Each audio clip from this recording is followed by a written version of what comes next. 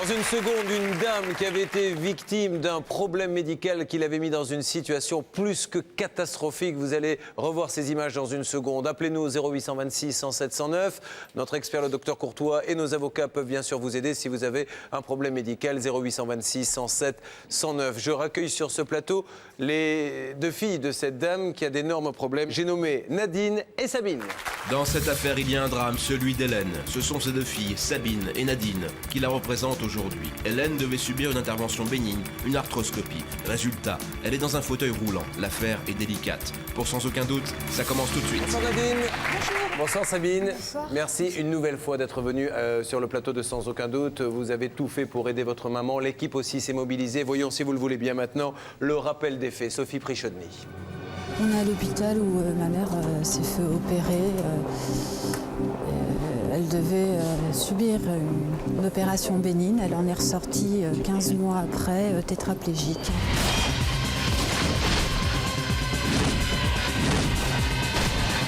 Je trouve ça injuste. Si je savais qu'est-ce qui m'attendait dans cet hôpital, je ne me serais jamais mis les pieds.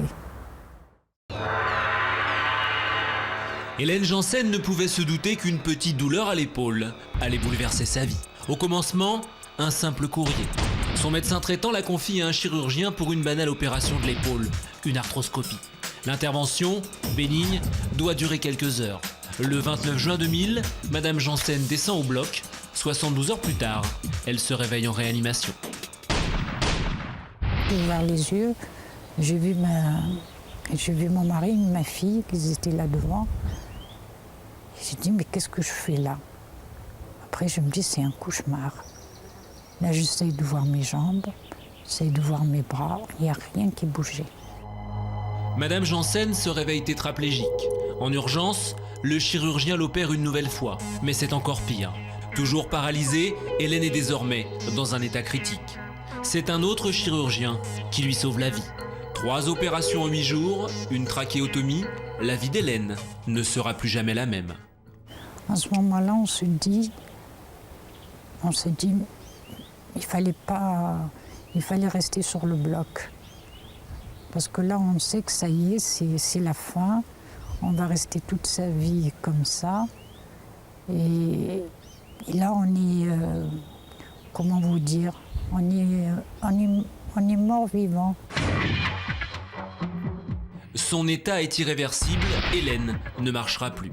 Commence alors un long voyage en enfer. 3 mois de réanimation, 15 mois en rééducation, Hélène connaît la douleur. Elle reste hospitalisée plus d'1 an et demi avec une seule question en tête. Quelle erreur le chirurgien a-t-il commis? Il ne m'a jamais donné aucune explication. Et à chaque fois que soit moi, soit mes enfants, qu'on lui posait une question, on disait que, c'est toujours la même réponse en disant que la moelle épinière de votre mère, elle était abîmée. Pour le chirurgien, les douleurs ne proviennent pas de l'épaule, mais des cervicales. Plus question d'arthroscopie. Sans avertir sa patiente, il choisit de pratiquer une autre intervention, beaucoup plus risquée, celle-là. Mais en opérant les cervicales, il abîme la moelle épinière de Madame Janssen. Alors pourquoi une telle prise de risque? Sabine, l'une des filles d'Hélène, obtient après 2 ans de lutte juridique une expertise médicale. Ça a été reconnu, écrit noir sur blanc, qu'il y a bien eu faute, erreur médicale et que si ma mère est dans son état actuellement, c'est bien la faute du neurochirurgien. Manque d'informations, opération désastreuse, conséquences catastrophiques, le chirurgien est déclaré totalement responsable de l'état de Madame Janssen. La famille d'Hélène, elle, n'a pas les moyens d'entamer une procédure contre l'hôpital. Elle espère un règlement à l'amiable avec l'assurance de l'établissement. À partir de là, on a dit elle va être indemnisée. Il va reconnaître sa faute, il va s'excuser auprès de ma mère, ce qui est la moindre des choses, après tout ce qu'il lui a fait endurer. Et malheureusement, c'est pas du tout ça qui s'est passé. On attend, on n'a pas du tout avancé et pourtant c'est reconnu. Car en effet, depuis cette demande d'indemnisation, l'assurance n'a pas daigné répondre, tout comme le chirurgien. C'est le silence total depuis plus d'1 an. Sabine, accompagnée de sa sœur, se rend en caméra cachée à l'hôpital. Premier objectif, demander des comptes au chirurgien. On voudrait voir le docteur. Elle est je sais pas où il est. Il a changé de ville. Enfin bon, on va dire que c'était une fin de contrat, je sais pas pourquoi il est parti. Il s'est installé? Oui, il s'est installé. Mais il est où? Il est vers là-bas. Le chirurgien travaillerait donc dans une clinique privée. Consternée par cette nouvelle, Sabine décide d'interroger la direction de l'établissement. On voudrait savoir qu'est-ce que compte faire l'hôpital. Ils attendent que vous engagiez une procédure devant le tribunal administratif. Vous attaquez l'hôpital. Tout à fait, pour que la compagnie d'assurance... Voilà, tout à fait. En clair, pas de procès, pas d'indemnisation. L'assurance préfère se lancer dans une longue bataille judiciaire, une position difficile à admettre pour Hélène. On opère les gens et on les massacre comme on m'a massacré. Après, on leur dit rentrez chez vous. Comment dire, il n'y a rien à voir, rentrez chez vous. Et faites ce que vous voulez. Alors les gens qui ont les moyens, ça c'est sûr. Ils peuvent s'acheter, ils peuvent faire grandir leur salle de bain, leur toilette, acheter une voiture adaptée, mais moi j'ai pas les moyens. Malgré de nombreuses relances et des devis envoyés à l'assurance, aucune provision n'a été versée. Dès lors, il est impossible pour Madame Janssen d'effectuer des travaux. Sa maison est devenue sa prison. Seule pièce accessible avec son fauteuil, sa chambre et le salon. Je suis quelqu'un de vivant, mais je suis dans tout le corps, je suis morte. Parce que on n'est pas, j'ai pas une vie maintenant, j'ai plus de vie. Vous voyez ma situation, c'est exactement comme à l'hôpital, quoi. Alors, en attendant que l'affaire se règle, voici le triste quotidien de Madame Janssen. Tous les matins, Patricia, l'infirmière, se débrouille comme elle peut pour les premiers soins.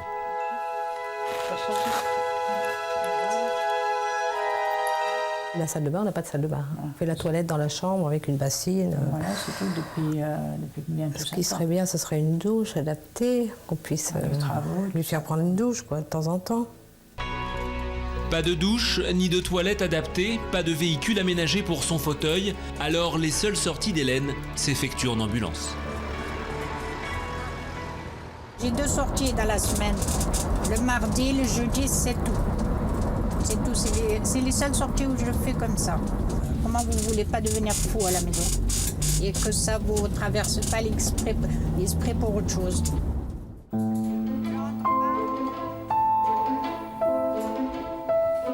Depuis cet accident, Hélène a peu l'occasion de s'échapper. La maison et ses 4 murs, l'ambulance et son trajet, toujours le même, et le cabinet de kinésithérapeute où elle est soignée plusieurs fois par semaine. De retour chez elle, c'est son mari qui prend le relais. Alors parfois Hélène se sent comme un fardeau pour sa famille. Ça sera impossible pour moi de les quitter et de laisser après tout seul ici. Et de mettre dans une maison de retraite ou quoi, oui, mais je ne ferai jamais. Oui, mais c'est moi qui te le demande. Ah non, même si tu me le demandes, je ne le ferai jamais. Parce que... Je le ferai jamais. Oui, mais moi, je veux dire, je veux pas... On a déjà parlé de ça, d'accord, mais jamais je le ferai, c'est tout. Toute la famille d'Hélène la soutient et l'entoure pour qu'elle ne craque pas. Le soir, Vincent, un infirmier, lui donne les soins qui lui permettent de rester digne. Demain, c'est la même journée qui recommence, les mêmes nuits qui attendent Fatma, tant que l'assurance ne réagit pas. Je craque le soir quand il n'y a personne. C'est la nuit. La nuit, pourquoi je craque? Parce que comment dire, je me vois quand j'avais mes jambes. Le reportage est signé Sophie Prichodny pour Sans aucun doute. On en revient donc toujours à la même histoire. La faute est reconnue, mais on va quand même aller au procès. Nous, on a de quoi l'assumer, ce procès. Si vous ne l'avez pas, eh bien, débrouillez-vous. Mais il faudra en passer par là, attendre des années parfois pour être indemnisé. Pendant ce temps-là, cette femme, eh bien voilà, ce quotidien-là, au lieu de se dire comment peut-on réparer cette faute pour qu'au moins elle ait un quotidien décent, une salle de bain adaptée, non, on la laisse comme ça aussi longtemps qu'il le faut. Elle a beaucoup de courage, hein, votre maman, vraiment. Moi, je la trouve admirable dans sa façon de réagir pour vous protéger. Et vous devez être fier d'elle quelque part, hein, dans cette épreuve. Mais c'est ça, vous percevez les choses comme je viens de les décrire, qu'on a l'impression qu'on vous dit, écoutez, allez au procès. Oui, c'est tout à fait ça. Donc, Monsieur, vous avez aujourd'hui l'impression également qu'on vous pousse à aller vraiment en justice en se disant que peut-être vous laisserez tomber avant? Ah non, pas du tout. Vous irez jusqu'au bout? Ah, on va jusqu'au bout, exactement. Il faut. Parce que c'est pas seulement pour elle, c'est pour tout le monde. Ouais. Hélène, vous êtes là? Oui, je suis là, Julien. J'étais en train de dire à vos enfants que vous aviez énormément de courage, Hélène. J'essaie. Et c'est bien... Parce que grâce à eux et à mes petits-enfants, j'essaie de tenir. Sinon, ça fait longtemps que je ne serai plus là. Mais il faut continuer à se battre et on va tout faire pour vous aider, Hélène. Vous auriez aimé quand même qu'on vous donne un coup de fil, qu'on... Oh oui, surtout, j'aurais aimé quand même au moins une lettre, au moins un petit mot d'excuse. Est-ce qu'on vous a, à aucun moment, on ne vous a informé de ce qu'on vous a fait lors des opérations? Pas du tout. La veille de l'opération, le chirurgien, il n'est même pas venu me voir. Je l'ai vu qu'au bloc, le lendemain, à 17h. C'est mes enfants qui lui ont demandé qu'est-ce qui s'est passé. Il leur a dit que c'était ma moelle épinière qui était abîmée. Ouais. Alors je me tourne vers le docteur Courtois. Une première opération, ça ne se passe pas comme on le veut, ça peut arriver. Hein. Les médecins, rappelons-le, ne sont pas des robots. Mais est-ce que dans ces cas-là, il faut tout de suite prévenir la famille en leur disant, ou cette dame, puisqu'elle était quand même consciente, elle a sa tête, voilà, je vais faire maintenant une opération beaucoup plus délicate, m'en donnez-vous l'autorisation? Oui, mais déjà, Julien, avant la première intervention, qui est une intervention grave, il fallait avertir des risques, puisque cette intervention est une intervention, on est bien d'accord, sur les vertèbres cervicales, ou passe la moelle épinière, le risque est important. Si elle dit, écoutez, au vu de ce que vous me dites, je ne veux pas me faire opérer, qu'est-ce qu'elle risque au pire des cas? Elle n'avait pas besoin de se faire opérer, c'est ce que disent les experts. Elle n'avait rien du tout, elle avait mal à l'épaule. Donc les experts disent, d'ailleurs, a priori, il n'y avait aucun lien entre ce problème de l'épaule et ce problème cervical, c'est-à-dire une réduction du canal cervical où passe la moelle, si vous voulez. Il y a simplement une radiographie, et c'est sur simple radiographie que le diagnostic et l'intervention a été posé. Pour répondre à votre question, c'est sûr qu'après la première intervention qui avait entraîné cette tétraplégie, il fallait que le chirurgien aille voir la famille, c'est la moindre des choses, il a dit, écoutez, voilà, il y a eu un problème. Au niveau de mon intervention, il faut en faire une seconde pour essayer de libérer la moelle qui est en train de souffrir et qui explique cette paralysie. On va faire une deuxième intervention et en réexpliquant, Julien, les risques de la deuxième intervention. On pouvait améliorer, on pouvait aggraver. Alors, les expertises, vous êtes formelles, disent qu'il y a eu erreur. C'est une expertise judiciaire, donc c'est des experts choisis par le tribunal, experts près la cour d'appel. Et les deux experts, dont un neurochirurgien, sont formels. C'est très simple. Il y a une formule qui est parfaite, si vous voulez, dans la conclusion, c'est les erreurs et les fautes soulignées sont retenues à la charge des médecins du service d'orthopédie traumatologie. Donc ça veut dire qu'il y a des erreurs et des fautes, et la ligne d'après, c'est que ces interventions sont à l'origine de l'état actuel de la dame. On a donc une faute, on a donc un état pathologique, on a donc un lien direct et certain entre la faute et l'état de cette dame. Alors Nathalie, dans le déroulement des choses, l'hôpital a sa position, il n'y a qu'à aller au procès, on verra après, certes. Mais que peuvent-elles réclamer aujourd'hui? N'y a-t-il pas une autre solution que d'attendre ce procès qui risque de durer des années? C'est au tribunal administratif en plus. Exactement, c'est au tribunal administratif. Et moi, ce que je n'admets pas dans cette position, c'est que l'hôpital n'a jamais pris de position, même verbale, n'a jamais pris la peine de répondre à l'avocat de la victime, a fait ce qu'on appelle la politique de la carpe, c'est-à-dire je me tais et puis je verrai bien ce qui arrivera. On sait qu'elle n'a pas d'argent pour mener un procès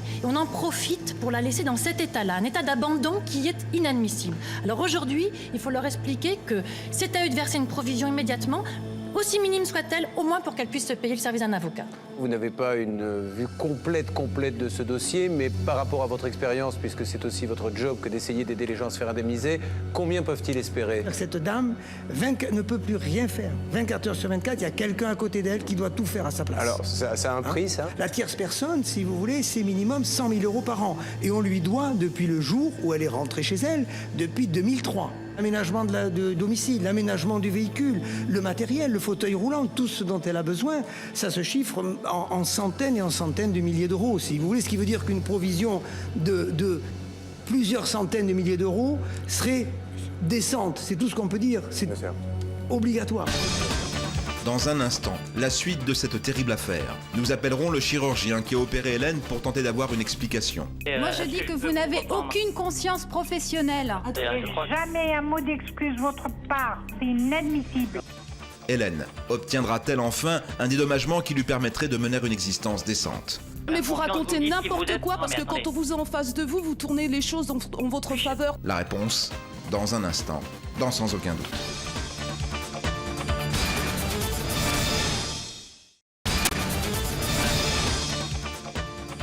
Il y a quelques minutes, nous vous racontions l'incroyable histoire d'Hélène.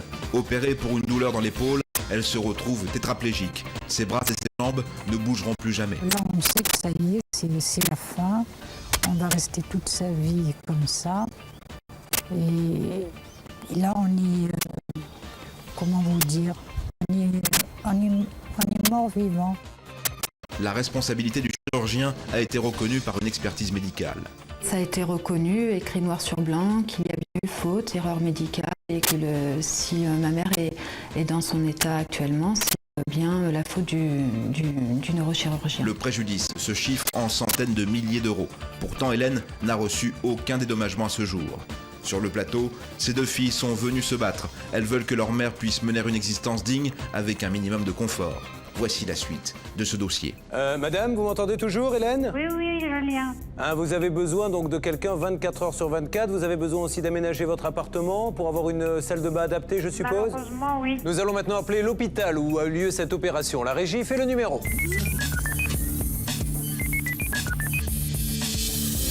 Nous appelons donc l'hôpital dans lequel a été opérée Hélène. Le directeur, à notre surprise, ne connaît pas l'affaire. Il invoque un droit de réserve à l'égard de sa compagnie d'assurance et souhaite, quoi qu'il en soit, se pencher sur le dossier avant d'exprimer la moindre opinion. Nous convenons avec lui d'un contact ultérieur. C'est donc vers le chirurgien que nous nous tournons. Et il ne travaille plus dans l'hôpital en question. Il n'a pas non plus suivi le dossier. Julien Courbet l'informe de son contenu, s'interroge sur le fait qu'aucune indemnisation ne soit intervenue depuis 5 ans et demande des explications quant à son comportement face à Hélène, sa patiente. Le dossier rentre dans le cadre du service hospitalier et je dirais que je pense qu'elle peut en témoigner et vous le dire. Moi, j'ai toujours tout fait lorsqu'elle était hospitalisée pour que sur le plan administratif, la prise en charge se fasse pour cette dame. D'accord. Alors, est-ce que vous auriez l'extrême amabilité, docteur, de peut-être prendre le téléphone et d'appeler l'hôpital pour leur dire il faut faire quelque chose, il faut avancer dans ce dossier? Je peux très bien effectivement téléphoner. De toute manière, vu le fait que vous m'appeliez aujourd'hui, c'est la première réaction que j'ai eue. Alors, j'ai assez à mes côtés, si vous me le permettez, docteur, l'une de ces deux filles qui voudrait intervenir. Oui.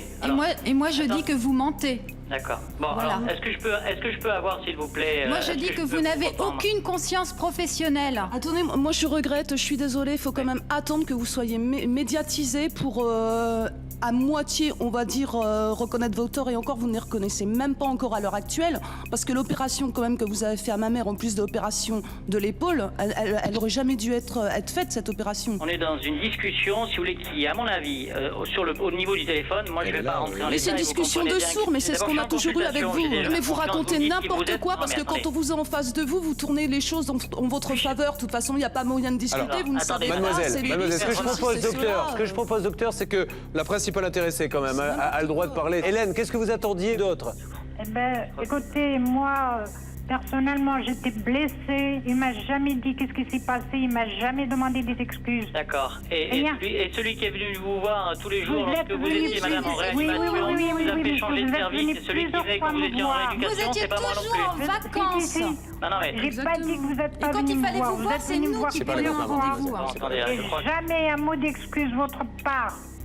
Et ça, je trouve de votre part, c'est inadmissible. Alors, docteur, est-ce que vous contestez ça? La démarche que j'ai eue, si vous voulez... Je veux pas de la démarche, je veux un mot d'excuse.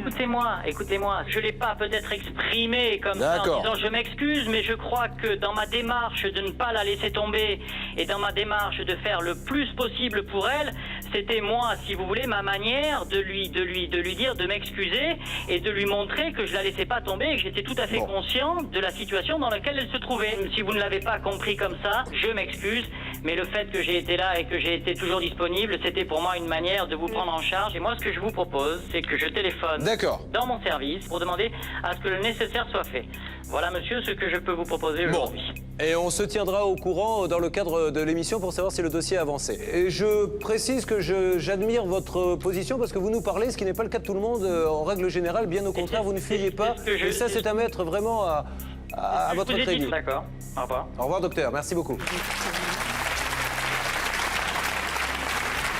Sabine, Nadine, Hélène, même si je comprends tout à fait quel est votre ressenti, je vous assure que c'est très rare quand un médecin accepte de nous parler comme cela. Ça, c'est déjà le premier point. Le deuxième point, il va donc appeler maintenant l'hôpital, puisque je crois que nos téléspectateurs ont compris qu'en fait, contrairement peut-être à certaines cliniques où un docteur loue en quelque sorte un bloc opératoire et il a donc une responsabilité, là, c'est l'hôpital et l'assurance de l'hôpital qui doit payer et non celle de ce médecin. Le directeur de l'hôpital nous a justement rappelé. Il veut nous prévenir qu'un dialogue avec son assurance est ouvert au sujet du dossier d'Hélène. Nous le contactons sur le champ pour en savoir plus, notamment à propos des intentions de la compagnie d'assurance et d'abord une provision d'argent. Une provision de 50 000 €, notamment pour les aménagements de la maison. C'était la demande de Madame Janzen. D'accord. Donc, ce règlement va intervenir maintenant, dans les jours qui viennent. Le règlement sera avant la fin de la semaine entre les mains des avocats, parce que le Bien sûr, tout à fait, c'est la voie. C'est la voie évidemment. Comment maintenant on peut avancer, maintenant qu'il y a cette provision qui va lui donner un petit peu d'oxygène, pour que ça se termine et pour vous et pour elle, avec une indemnisation qui soit classée. La transaction doit se faire entre l'avocat de Mme Janzen et l'avocat de notre assureur. Alors, ça c'est quelque chose... que nous suivons. D'accord, c'est quelque chose qu'on peut envisager se faire assez rapidement. Si tous les partis sont là. L'assureur m'a confirmé tout à l'heure son intention d'aller jusqu'au bout de la transaction amiable. Alors, je demande confirmation quand même à ces filles. On est bien d'accord que vous préférez une transaction plutôt qu'un procès, dans la mesure où cette transaction vous convient. Ah oui, tout à fait. Elles sont d'accord, donc on est bien. Monsieur le directeur, merci mille fois de votre diligence. Et je vous le dis sincèrement, j'ai pas l'habitude, j'ai pas bonne réputation de ce côté-là, mais c'est rare de tomber sur des gens aussi rapides et compétents. Donc il faut le dire quand c'est le cas, je vous dis bravo. En tout cas, on a vite travaillé avec notre assureur. Voilà, bonne soirée. Merci, à tous. bonne soirée, au revoir. Bien. Alors, vous savez qu'au départ, quand on s'est un petit peu concerté pour lancer ce dossier, on n'espérait pas avoir une provision aussi importante. On s'était dit que si on pouvait démarrer par une provision de 20 000 € pour lancer la machine, ce serait formidable. Là, il y en a 50 000. Vous avez bien entendu, Hélène? Oui. Vous allez toucher tout de suite 50 000 €. Oh, d'accord? Ça, c'est que le début. Ne vous dites pas que c'est toute la somme. Oui, mais c'est grâce à vous. Peu importe, ça, ce qui compte, c'est que vous allez avoir 50 000 €. Et qu'après, il va y avoir, je pense, une centaine ou plusieurs centaines de milliers d'euros qui vont venir. D'accord. D'accord? Oui. Mesdemoiselles, est-ce que déjà vous repartez un petit peu plus soulagées? Oui, tout à fait. Hein? On est ravis même. C'est vrai? Ah oui. Ça fait tant d'années que ça dure et puis maintenant ça va pouvoir avancer les choses. Bon, on va donner la parole maintenant au papa qui est avec nous également. Donc monsieur, vous avez bien entendu, une première provision de 50 000 € pour commencer et l'argent va suivre après. Et c'est vous qui allez sûrement vous en occuper de la transaction avec l'avocat. Voilà, vous allez estimer une somme et puis après ça sera terminé normalement. Ah, certainement, je laisserai ça à ma fille qui a commencé. Oui. Il n'y a pas de problème. Et moi, je suivrai les travaux qui vont être effectués assez tôt pour au moins un mois de travaux. Bon, parfait. Comme ça, elle n'aura pas besoin d'aller dans une maison de retraite. Vous pourrez la garder à côté de vous. Et en comme même vous temps, l'avez promis. Et en même temps, bien sûr, on peut payer quand même l'avocat. Bien sûr. Comme ça, au bien moins, sûr, ils travailleront. bien sûr. On est d'accord, Hélène? Oui, mais comme je viens de vous dire, c'est grâce à vous, grâce à votre équipe. À vos filles, à votre mari. Infiniment. Bon, je vous fais de gros bisous, Hélène.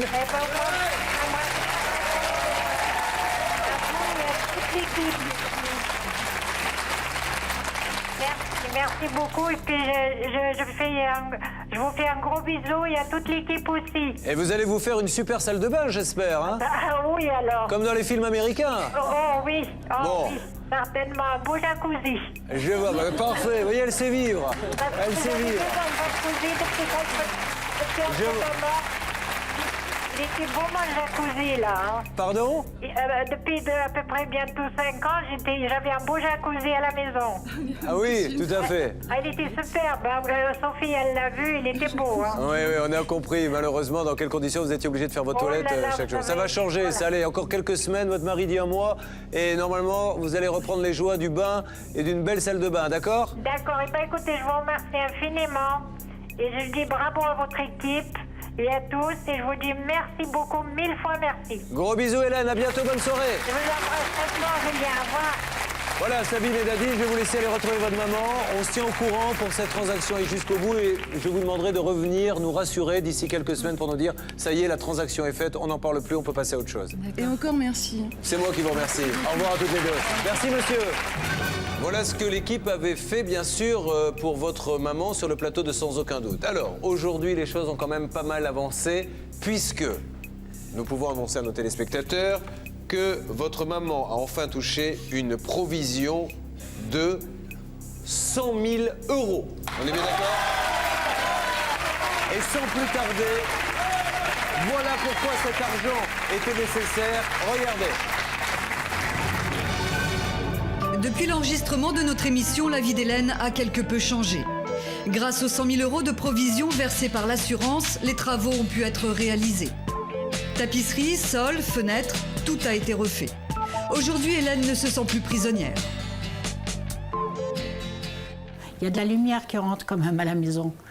Ça fait quand même une nouvelle, comment dire, on dirait qu'on vient de naître. Comme un petit bébé qui vient de naître, qui ouvre ses yeux, qui dit « Ah, il y a la lumière ». La plus grande victoire d'Hélène, c'est tout simplement de pouvoir circuler librement dans sa maison. Pendant 5 ans, Hélène a vécu cloîtrée dans 2 pièces. Aujourd'hui, elle redécouvre les 4 autres. C'est un luxe parce que avant, je pouvais rien faire, je ne pouvais pas bouger parce que c'était un petit millimètre. Et à la cuisine, j'y vais toute seule comme une grande. Et je peux y aller dans ma chambre, par exemple, toute seule pour prendre des affaires. Ou la salle de bain, c'est pareil. Je peux y aller dans la salle de bain brosser les dents. La salle de bain, Hélène peut enfin y accéder. Une douche adaptée a pu être installée car là aussi, 5 années durant, c'est à l'aide d'une bassine qu'Hélène se lavait. Ça faisait quand même plus de 5 ans. Et à chaque fois, je disais, quand je vais prendre une douche, mon Dieu, quand je vais prendre une douche. Et puis là, ça y est, je l'ai pris ma douche. Et là, la première douche, je ne peux pas l'oublier. Et mon infirmière non plus. Je disais à mon infirmière, encore 5 minutes, et on est resté une demi-heure passée. Parce qu'après, elle m'a dit, j'ai des autres clients à voir. Et c'était quelque chose, on ne peut pas oublier. Hélène ne sortait pas de chez elle autrement qu'en ambulance. Grâce à cette provision, elle a pu s'offrir un véhicule adapté à son handicap et ce jour-là, nous étions présents pour le réceptionner. Hélène va enfin pouvoir rendre visite à sa famille quand bon lui semble. Il n'y a pas un jour où je ne pense pas à vous. Et je me dis, à chaque fois quand je rentre dans une pièce, je pense à vous. Si l'émission n'existait pas, je n'aurais pas ça. J'ai une bonne étoile sur ma tête. Vous êtes comme des étoiles. Merci madame et merci à notre journaliste Sophie Truchonnier. Nous essaierons de la joindre dans une seconde. Est-ce que sa vie a vraiment changé? Est-ce que vous la trouvez plus épanouie, plus heureuse de vivre? Parce qu'elle avait perdu ce goût à la vie. Hein. Oui. Vous avez pu le constater, je pense. Non, elle a meilleure morale et c'est vrai que maintenant, elle peut quand même beaucoup se déplacer et faire les magasins, chose qu'elle ne faisait pas depuis 5 ans. Enfin, des choses toutes bêtes pour nous, mais qui ont quand même beaucoup d'importance pour elle. Donc c'est quand même ça, on avance, c'est bien. Alors nous l'avons, je crois, en ligne. Hélène, m'entendez-vous? Oui, Julien. Comment allez-vous?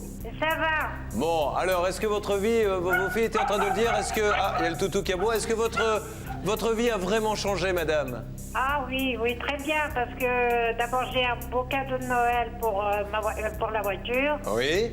Et la voiture, c'est un beau cadeau de Noël avant. Et puis, surtout, on a fait des travaux à la maison. J'ai pas le jacuzzi, mais j'ai une belle salle de bain. Et comme ça, je peux prendre mes douches quand je veux. En tout cas, madame, je voulais vous dire que vous aviez 2 filles formidables qui se sont beaucoup battues à vos côtés. Et je tenais à les remercier. Elles sont à côté de moi, mais vous pouvez être fiers d'elles. Je suis très fière d'elle et puis surtout, moi je voulais vous dire, si vous n'étiez pas là, je crois que sans votre équipe, je serais encore dans la panade, comme on dit. Hein. Bon, je vous souhaite en tout cas beaucoup de bonheur pour la suite, une très belle année et à très très vite. Au revoir Hélène. Allez Nadine, je vous laisse le mot de la fin. C'est une page qui se tourne. C'est le début d'un nouveau commencement, on va dire. Et je tenais à rajouter quelque chose sur le discours de ma mère. Également, bien sûr, vous remercier, chose tout à fait normale, mais surtout remercier ma sœur qui a pris les initiatives de vous contacter afin que les choses avancent un peu plus pour ma mère. Quoi. Bon. Parce que le plus gros boulot, c'est ça lui revient quand même.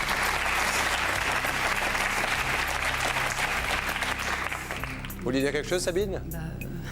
Moi, je l'ai fait par amour, c'est tout. Mais nous resterons sur cette belle phrase. Merci mille fois toutes les deux, beaucoup de bonheur. Merci à l'assurance, au docteur Courtois, à Sophie Brichaudet. Je vous souhaite vraiment beaucoup de choses, de bonnes choses pour vous dans les années qui viennent. Merci, on vous accompagne. Merci beaucoup.